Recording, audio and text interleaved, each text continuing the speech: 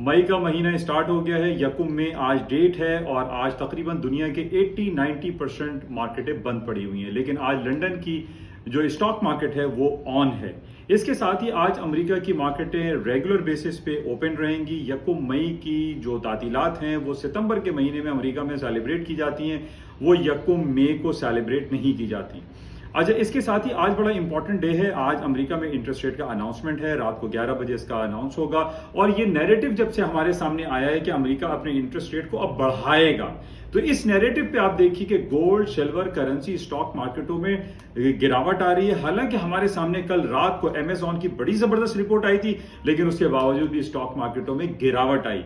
उसकी वजह सिर्फ और सिर्फ यही है कि इस नैरेटिव को हमें समझने की जरूरत है कि अब अमेरिका अपने इंटरेस्ट रेट को बढ़ाने की तरफ जा रहा है। बहरहाल रात को 11 बजे देखते हैं और उसके बाद फॉलोड बाय 11:30 बजे जो प्रेस कॉन्फ्रेंस होगी उसको हमें चेक करना है। Thank you.